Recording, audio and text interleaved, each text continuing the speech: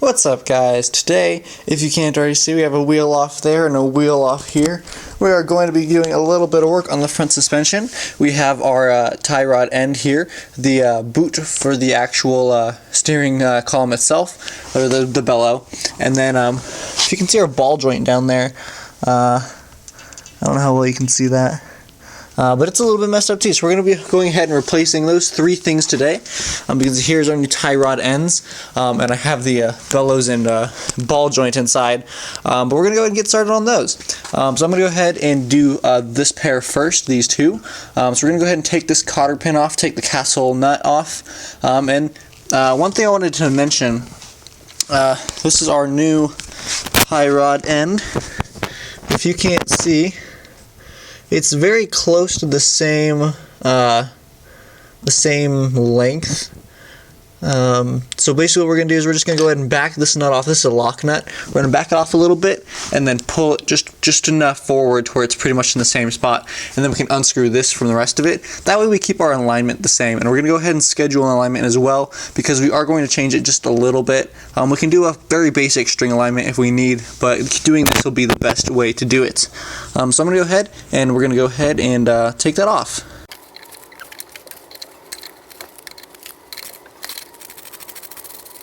Alright guys, so now that we got the castle nut off here, what we're going to go ahead and do is we're going to take 2 wrenches. I can't tell the exact size, it's over 3/4 of an inch, it's like 20 or 21 millimeters. You can go ahead and just take this new one and size it up to that. Basically we're going to go ahead and stick one on this nut. I've already loosened it, as you can see. We're going to stick one there. Sorry, let me get my hands in here. Alright, we're going to go ahead and get 2 wrenches just like this, one on the nut and one on the actual arm itself. And basically we're going to squeeze it so this back one is tightening and then this front one is loosening. Now if you're lucky, when you do that, it's just going to loosen the nut. As you can see, oops, my nut is loose now, so we're going to go ahead and just put it right back where it was, just kind of just barely snug, and then back it off a little bit. And now what we're going to do is we're going to go ahead and grab a 1/2 inch, and we're going to hold the inner tie rod, and then we're going to go ahead and put this on the outer one, and we're going to go ahead and loosen the outer one out now.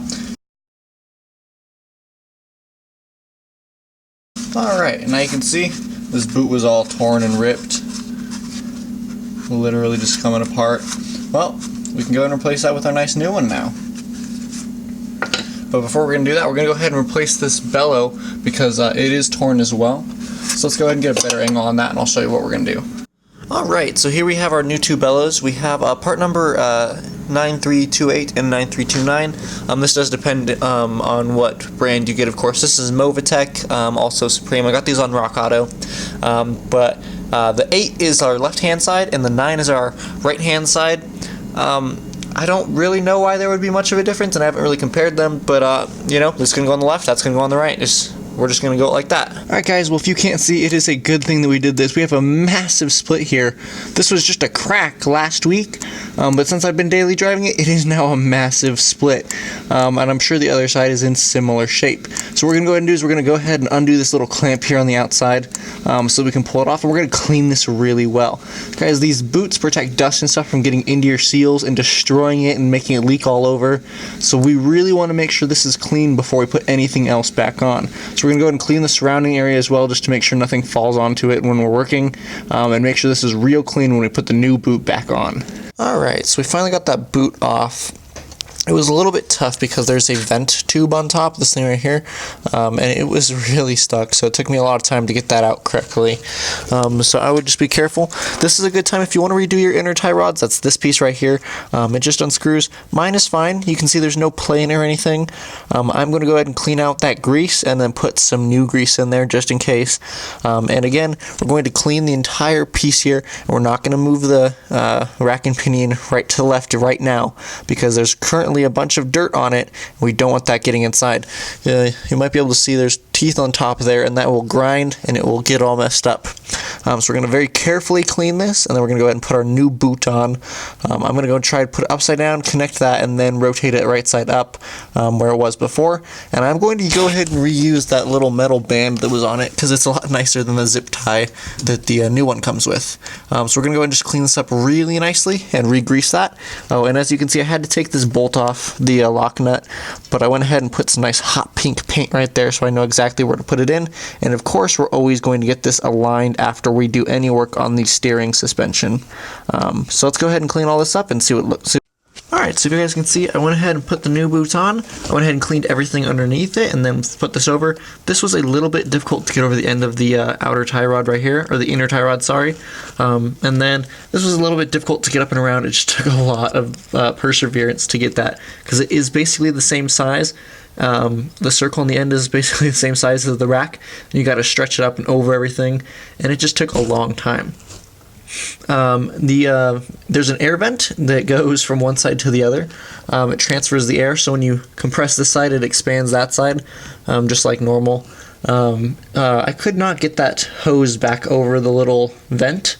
And what I'm going to do is I'm just going to put a new hose there, because the old hose is just old, it's hard, and it's probably going to crack if I try to really push it over. So I'm just going to use a new silicone tube I have, just kind of run it with the other ones, and zip tie it on. It shouldn't be too big of a problem. It doesn't branch off anywhere, it just goes between those two, so it shouldn't be any problem at all doing that. I went ahead and put this nut back on, and a tiny little zip tie on that guy, and the metal one for him. And now we're ready to stick the outer tie rod back on here. You can see I got the nut right up to the paint where it was before, and we can go ahead and tighten this down. We're going to go ahead and tighten that together so it locks it, and we can stick it back on this guy.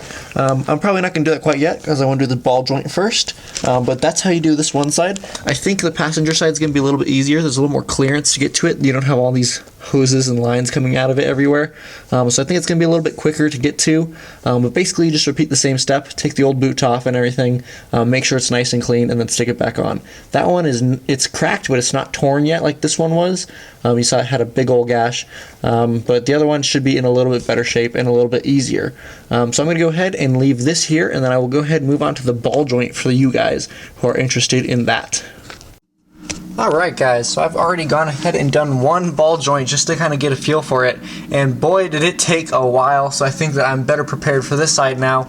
So basically what we're going to go ahead and do, there's two 17mm bolts, there's one here and then one on the other side. We're just going to go ahead and take those off. I went ahead and left off my outer tie rod on this end for now because it kind of gets in your way. So 17 here, 17 there, and then basically what we're going to do is we're going to take a hammer and we're going to hit this thing right here so that this shifts underneath the main strut tower. Basically we're trying to take the bottom piece off of the top piece, and then we're just going to take a flat blade like this and just kind of pry the two. We're going to get under here like this and just kind of pry up and get it apart. I wish there was a more scientific way of doing that, guys, but it is really just hitting and prying until the two are apart. And then once we're done, we can go ahead and work from there. One thing I would recommend is getting some PB Blaster and shooting down here underneath and then shooting right here. Those are parts of where the new ball joint is going to go. This piece right here is actually a little metal piece that sandwiches in between the lower control arm and the strut here. And that got stuck on mine. I guess it just depends on how rusty and stuff yours is. But yeah, I'm basically just going to keep hitting this with a hammer and then pry a little bit and see if I can get these two pieces off for now. Alright guys, so as you can see we have our main strut now off of this bottom mount where the ball joint is, I apologize. Now we have a 22mm nut. It does have a cotter pin. We're going to go ahead and take the cotter pin out.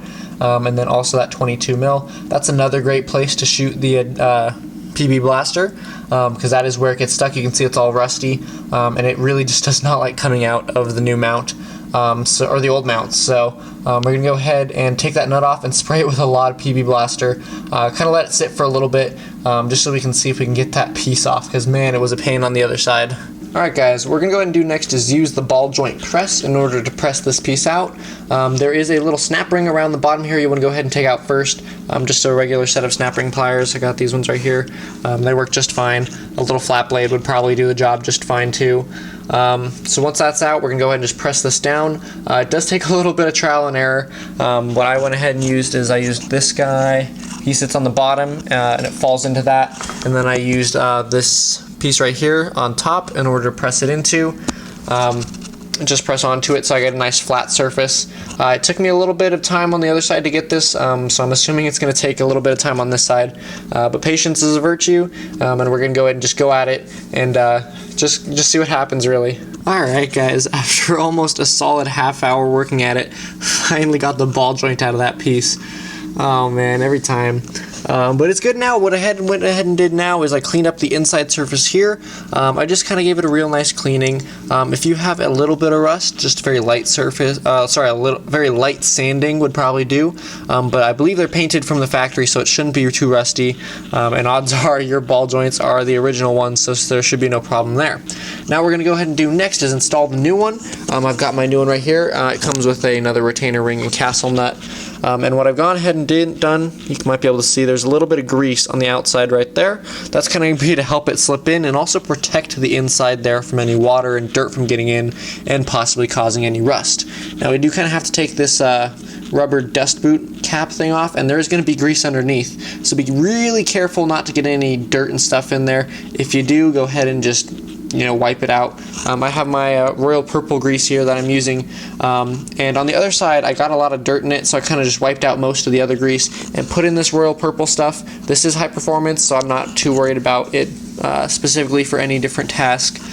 So I'm going to go ahead and if I do get any dirt in here, just kind of wipe it out a little bit, and if I get too much, I'll just go ahead and replace it with the royal purple again. But removal is kind of just the opposite of installation. We're going to go ahead and flip our C-clamp upside down. So now this cap is going to be on the top. It's going to be like that with the center piece poking through there. And we're going to go ahead and use this flat piece on the bottom to push it up. You don't want to install there's a little greasable nozzle that it comes with. Actually, I don't. Mine's right in there with the cotter pin. Don't fall. We're going to go ahead and wait and install that afterwards because it's got a flat bottom. We don't want to mess that up or anything. So that's pretty good. I'm going to go ahead and just do my best. Again, it's really just trial and error. You want to be real careful that it goes up nice and straight. Make sure everything is nice and clean. That grease should help.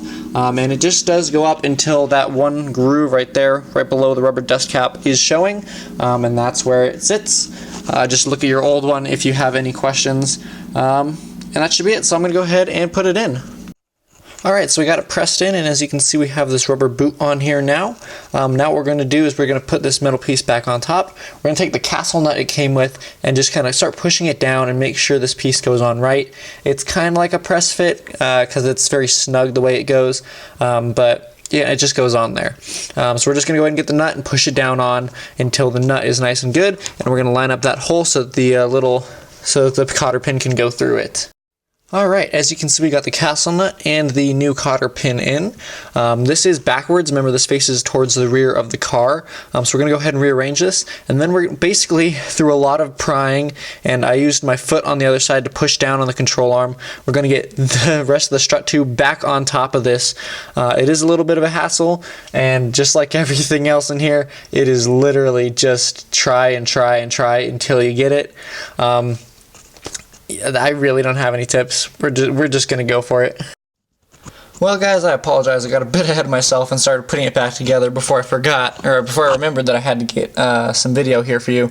But basically, once it is back on the top, you basically just rotate it to where the two 17mm bolt holes line up, put those bad boys back in, tighten them down, and then finally reconnect our this thing.